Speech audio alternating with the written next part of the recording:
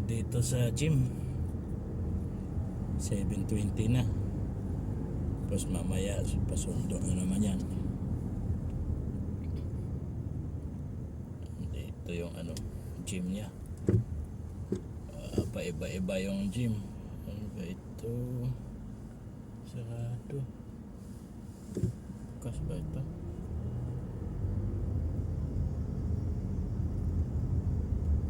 Sarado pala ito. Balik tayo. Ano ito ah?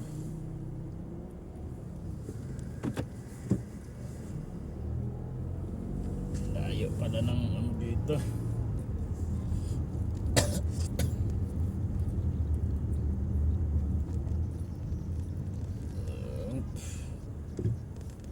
Daan ba dito? Ayun.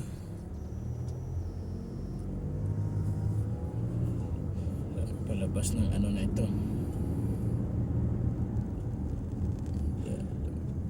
Punta doon. Wala din. Wala bang palabas ng highway? Ito kaya. Ito.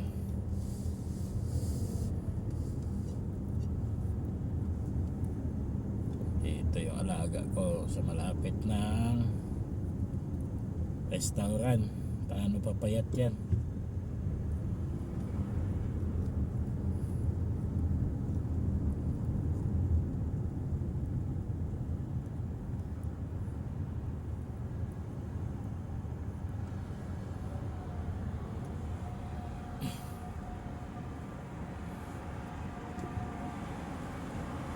Tuloy na abutan ka agad.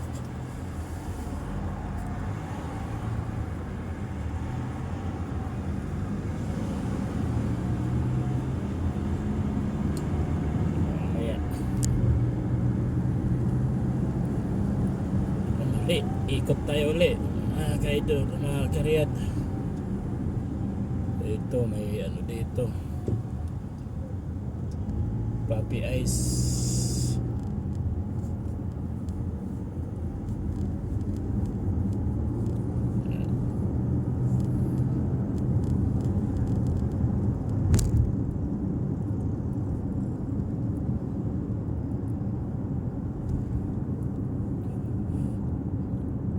I-video din natin mamaya pagsundo dyan para makitaan yung papunta at pauwi. Ito muna mga karyada, to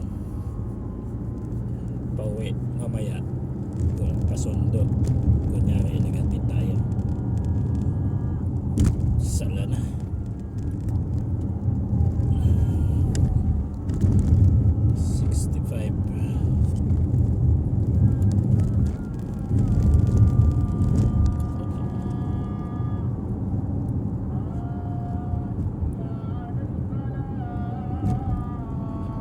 Ito yung palabas sa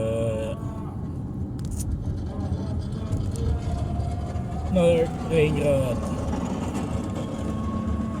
Oy, nagsala na. Bakit yung nagtatrabaho? May pulis.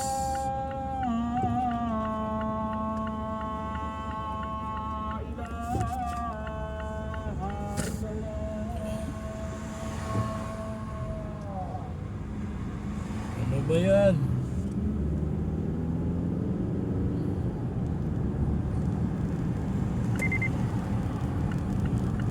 Dito tayo mga karyado. Diyan tayo kanina. Malayo na ikutan na palabas dito. Diyan lang tayo sa pagkanan yan. Ikot. Tapos dito U-turn tayo pa uwi sa bahay. Yan talaga.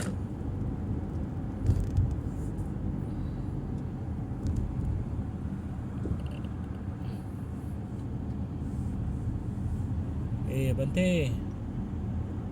Escalent na malaki. Op. Ang daga dyan punta ito.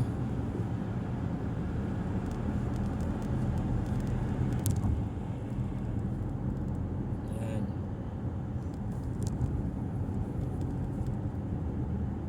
talaga ang buhay dito mga karet, mga driver talaga, di mo masabi kung anong oras alis, anong oras magsundo, hindi man nagsasabi, uwi tayo, bababa lang sila para hangin. Pag sinabing bakit hindi nag-antay, bakit may sinabi ka mag-antay or ano oras ka matapos, ano lang yan. Anuhan dito mga karyat, patapangan ng boses, kasi pag matalo ka, sarasarin ka lang yan. Sa akin yan ito inaasar-asar yan. Hindi ako nagpatunto sa mga boses-boses niya. Malaki-laki siya ng boses, kala mo yun malaki na. 14 anyos na wala isip. Ano ba yan? Pagkulat naman ito, overtake tapos babagal.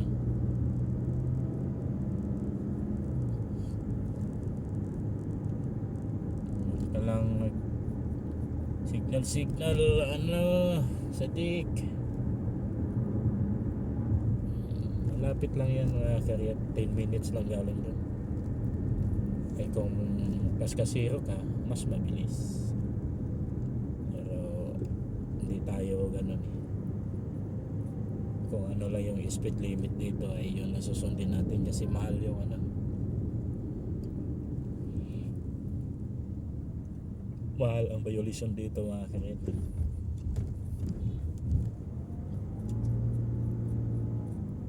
Nahuli nga ako ng overspeeding 150. Magkano yun? I-times mo sa 15 sa 1,000, 1,500 plus 750, 2,250 pesos. Laki.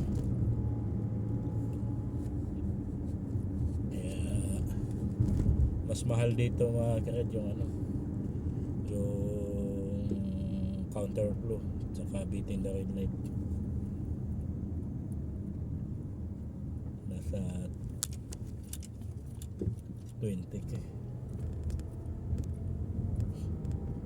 sa piso, 1,500 real dito, 300 ato 2,000 real. Ganun katindi ang violation dito. Pero yung mga stepping the line 100 lang yan, illegal parking nasa 1,500 lang yan. Ang ano dito yung labitin the red light saka counterflow, yung ano, at saka yung dinadaanan ng ano nila, bus, yung bus line na terminal, 2,000 yan. First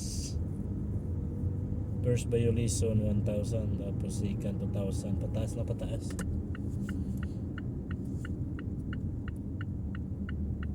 Kaya mahirap magano dito, magiging kaskasero. Kailangan dito kung ano yung speed limit, doon yan ang sundin mo lang.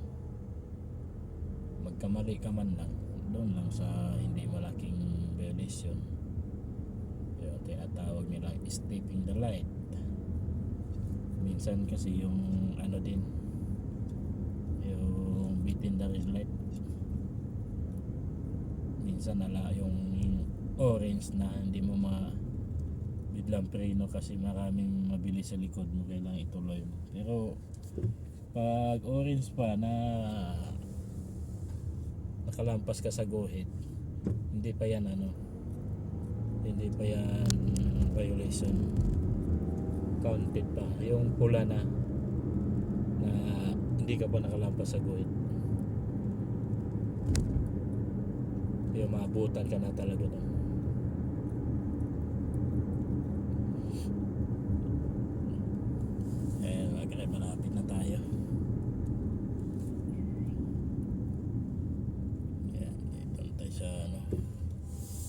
alis sa amin. Bagal-bagal lang ngayon, 10 minutes na din. Maka 10 minutes tayo. Mamaya din 10 minutes din papunta ron. 20 minutes na i-upload natin. Ganun lang, puro karsada. Walang ano.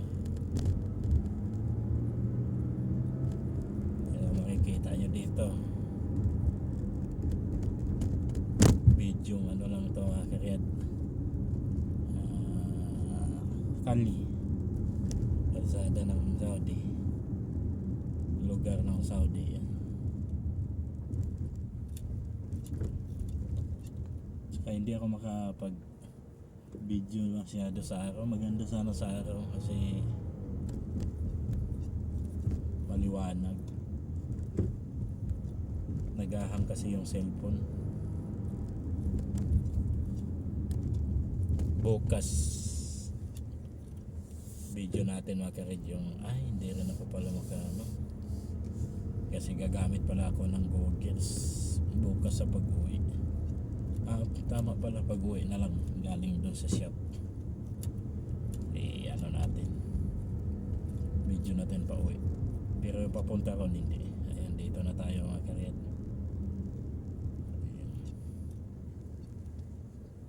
Ito pasagasa yata itong Banggaling ito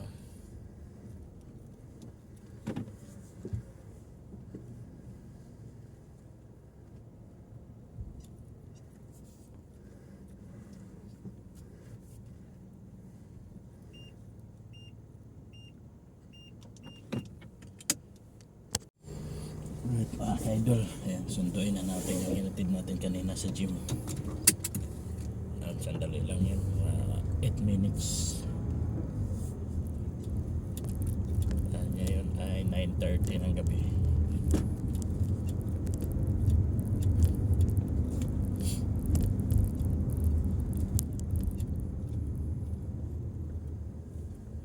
Ay, ganun talaga buhay. Buhay ng driver dito sa Saudi. Walang time kung anong oras ang hatid sundo. Kaya tayo na lang ang mag-adjust kasi tayo ang nagtatrabaho. Tayo ang nangailangan ng trabaho.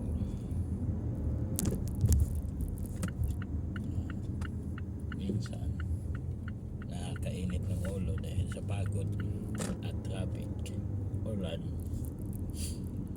Kaya iksian pa ang pasensya kasi tayo ay nagtatrabaho lang sila.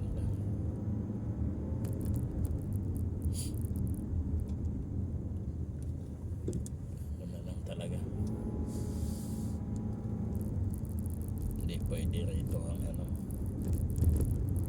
matapang sa Pilipinas.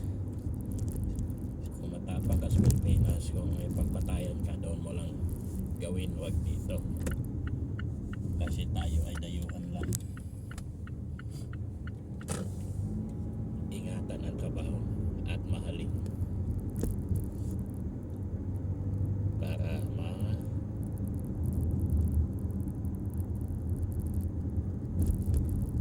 ayos ang samahan. Pero minsan talaga mga ka-idol ay hindi mo talaga maiwasan yung init ng ulo, lalo pag ang biyahe mo ay tuloy-tuloy. Kahatid mo na nung isa, ayun na naman, pauwi ka na, hindi ka na makakauwi at hindi ka na makaprepare magluto at magsaing para maghapunan dahil natawag na yung isa. Diretso sundo, diretso gala, tapos hindi pa magsasabi pagbaba ng sakyan kung magpaantay ba o hindi para makaprepare sa atin o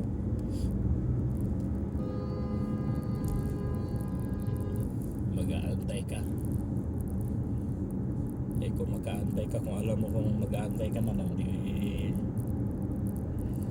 alam mo, makabili ka sana ng kahit tinapay at saka tubig. Eh wala. Minsan naabutin na yung mga ka-idol dito ng hapunan mo ay madaling araw na, alauna, makatapos sa biyahe lahat. Saka minsan tapos pag uwi, tapos mo nang sunduin yung isa, pag baba, pauwi ka na sa bahay, ayun, magpasundog naman uli yung isa. Ayan, kaya ayan, abutin nyo ng 12 to 1 AM, yun ang kain mo ng hapunan. Hindi na normal ang kainan dito sa mga OFW.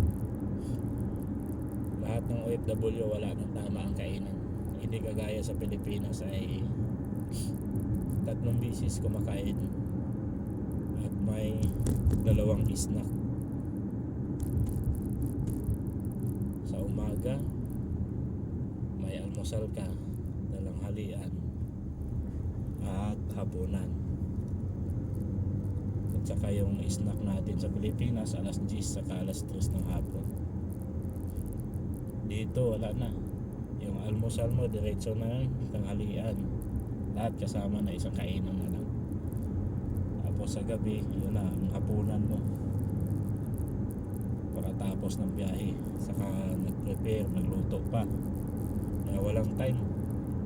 Kaya kailangan dito lagi kang may ano, sana naman alam nila kung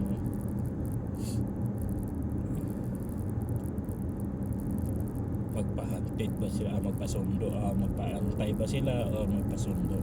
Ayaw tawag na lang kung matapos. Eh hindi magsasabi eh. Alam mo yung hangin na lang lumalabas sa sakyan. Ganon dito mga ka-idol at mga karyat. Kaya ikaw talaga mag-adjust at kailangan maiksi ang pisik.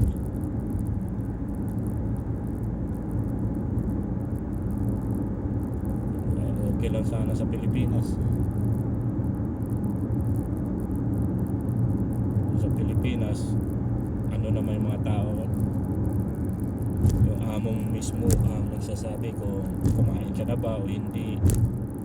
Kung hindi ka kumain, ayan, bibigyan ka ng pera para pakainin kasi magpaantay, or pauwiin ka dahil matagal sila uwi maghapon, o isama ka sa loob na kumain. Yung amo ko dati sa Pilipinas, lagi kami kasama sa kainan sa lamisa. Harapan talaga sa mga sosyal na mga restaurant, mga mayayaman, mga negosyante. Yan, kasama ako dun sa loob. Hindi ako kinakahiya ng amo ko sa Manila. Amo ko doon na insik negosyante, bilyonaryo. Alright, so nandito na tayo mga ka-idol. Nandito na tayo. At tayo ay tatawag na. Babay mo na at God bless you all. Alright mga karyat, magandang gabi. Ngayon ay Lunes ng gabi, 11:33. Tayo ay magsundo doon sa ating hinatid kanina sa bahay ng kaibigan niya. Dito tayo dadaan sa may Bubukir. Diretso lang yan mga karyat. At ito ang buhay natin. Ayan, may pasok pa yan bukas, pero ano oras magpasundo yan? Alas 12. Ayan, ibang klase yan magsabi pag come 12, kailangan 12 nandun ka na. Kailangan laging advance tayo ng 30 minutes para hindi tayo mag-abol. Pag tumawag man siya, at least nasa daan na tayo, hindi yung nasa bahay pa. Ito ngayong gabi na to, walang tigil yung biyahe ko rin. Nagsaing nga ako, biglang tumawag naman yung isang hinatid ko, kahatid ko lang. After 30 minutes nagpasundo ulit. Grabe, yung yung sinaing ko hindi na, buti medyo naluto na konti. Kaya bagay malapit lang naman yun, 10 minutes lang, bali-balikan na 20 minutes. Ito ang medyo matagal mga karetong isa, kasi pag naaabutan tayo ng traffic abutin din ng mga 30 minutes. Pero ngayon madaling araw na, ating gabi na, pero hindi na gaano traffic. May traffic man pero konti lang. Ano to mga kireda, isang traffic light lang yung daanan natin dito, yung pakaliwa tayo doon sa dulo nitong Abu Bakr Sadiq. At dito simula na tayo sa gitna habang wala pa gaanong sasakyan. Dito tayo. Ito yung Abu Bakr Sadiq mga karit, yung tawag nila. Papuntang pwede rin to diretso papuntang King Salman, papuntang airport dito. Dami rin daan dito papuntang airport.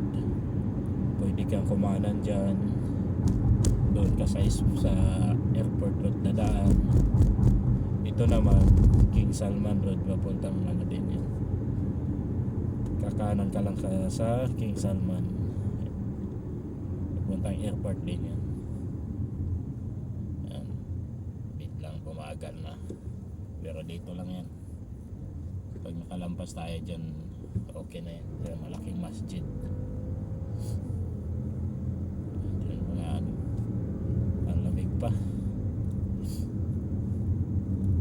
Pero sa isang buwan siguro mga kiriyad, ano na yan, babagsak na yung tag-init. Ano lang dito ngayon, paiba-iba din ang weather, parang Pilipinas din. Ayan, nilinis ko lang kahapon lahat,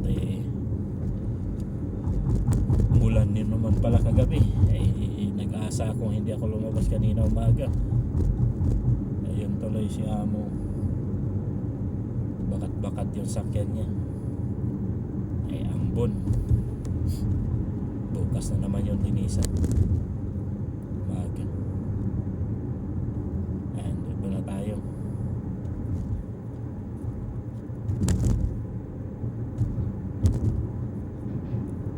Medyo lumuwag na tayo mga kayat.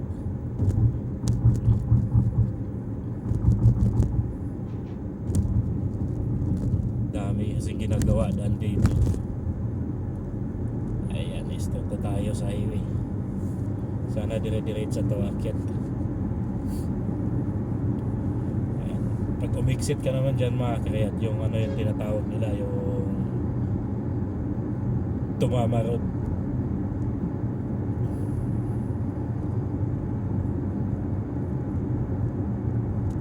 Yan, Tumama Road yan siya pag kumanan ka dyan. Pero diretso man tayo, diretso lang yung ano natin hanggang doon sa may traffic light, sa may bagong Dr. Sonia Solimania, Soliman Hospital. Yan, Tumama Road yan sa pakanan na yan.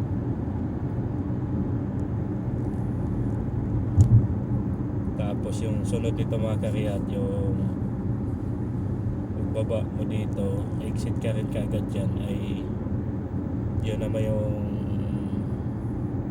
Bin Malik.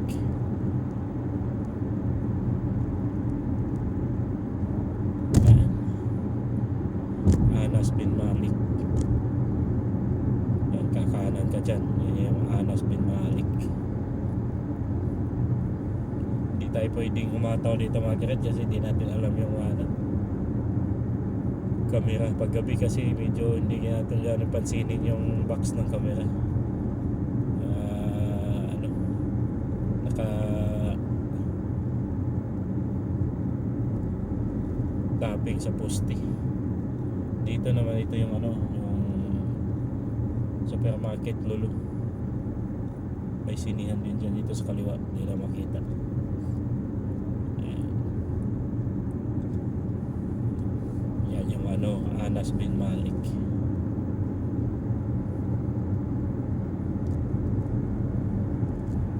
Maganda lang dito sa ano, tsaga lang talaga dito pag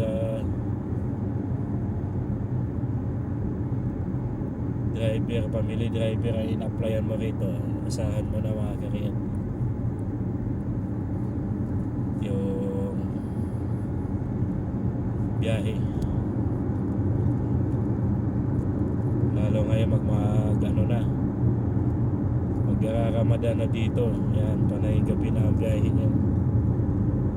Uwi ng alas 2, alauna, alas 3 yan, kadalasang uwi niyan. Kasi mga alas 4 madaling araw magkakainan yan sila.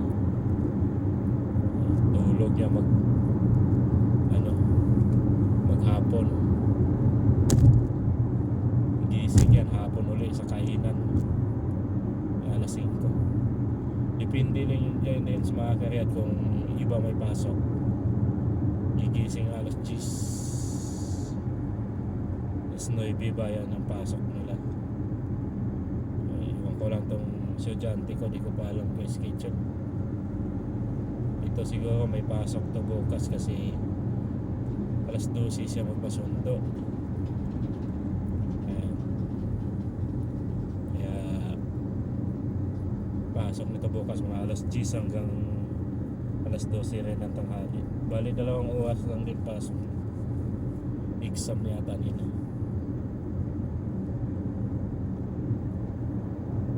Yan yung ano mga karyat, yung King Salman Road S. Papuntang airport dyan, pagkakanan ka dyan.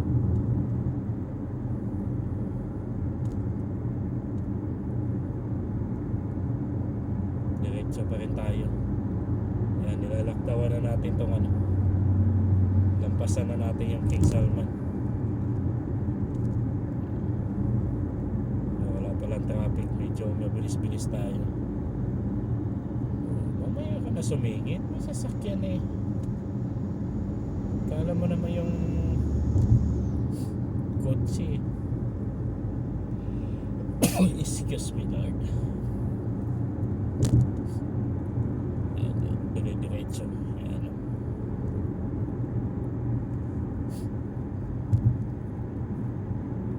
Dito kung sino nagbabalak na mag-upload, kung maaari, huwag na kayo mag family driver.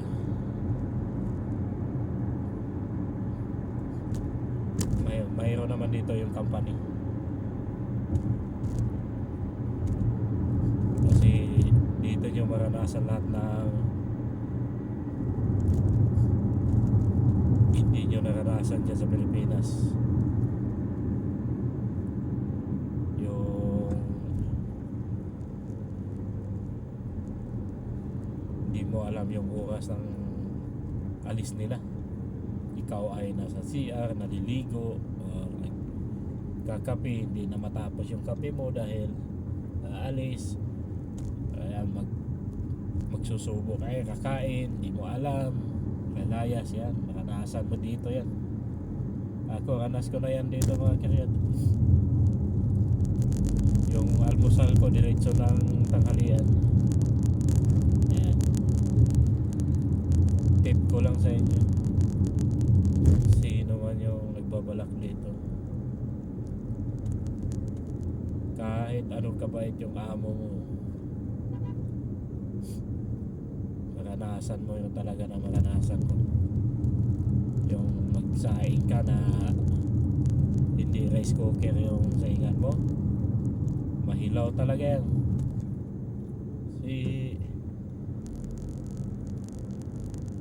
Pakulo pala yung sinasaing ko, tatawag na yan. Hindi mo naman pwede sabihin tapusin mo lang yan kasi hahabol din ng mga oras yan.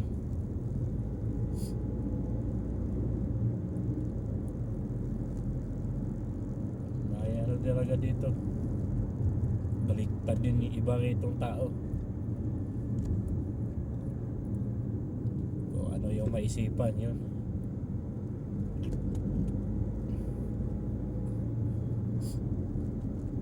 Diyan sa Pilipinas alam mo yung oras ng lakad nila. Kasi matagal din ako naging family driver dyan sa Pilipinas. Pag oras ng ano kasi dyan sa atin, oras ng kainan, oras ng time na pananghalian, o ano, talaga kakain. Dito, nako, walang oras dito, kaya mahirap. Yan yung ano mga karyat, yung sinasabi ko kanina, yung Dr. Sulaiman Alabib. Yan pala yun. Yan, go na tayo mga karyat. Ito na yung ano, sinasabi ko kanina, isang traffic light lang. Bakit ayaw mong tumawid? Pagbigyan naman kita, ambulansya ka eh. Ayos na pagka ano yung ambulansya rito, hindi yung padalos-dalos. Hindi kagaya sa Pilipinas, kahit i-stop, ngaw-ngaw na ngaw-ngaw. And ito, sana yung madaanan natin mamaya mga karet, yung papasok ng bahay na ano, kasi ginagawa yun. Sana medyo maluwag yung pasukan natin. So, ay ano na tayo mga karet, 11:47 na. 14 minutes na tayo.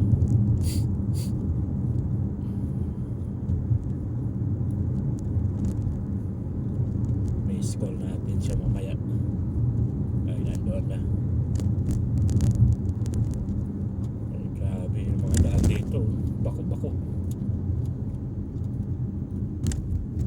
Itong area na ito, kaya hindi ko na kabisado dito. Kasi ano na to, labas na ng Riyadh area. Ano na to, papuntang sa atin, papalabas na ng probinsya.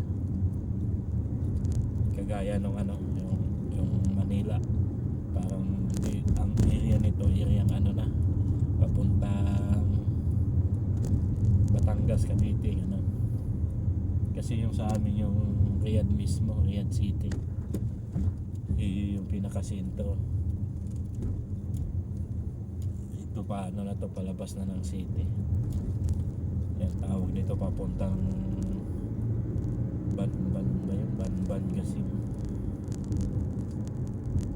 Diretsuin mo yung ano na yun, ano na, mga desierto na yun, mga pastulan ng camel. Kaya di ko nakabisado to, ano na lang to, hula-hula na lang kung ano yung dinadaanan namin kanina sa Google.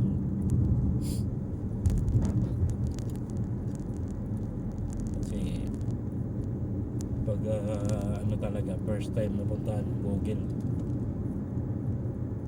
magsisin lang sila ng Google sa WhatsApp,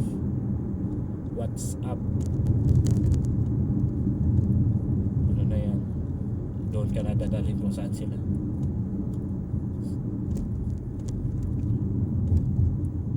Gano'n na ka-high-tech dito.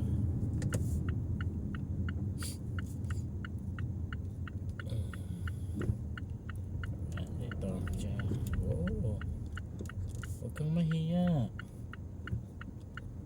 Ayan, tapos dito yan eh, kaliwa, tapos unang kanto kanan, unang kanto kanan.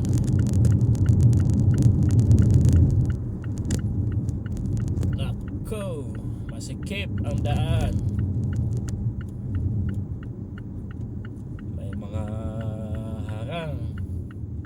Sana naman kasya tayo dito mga karyad.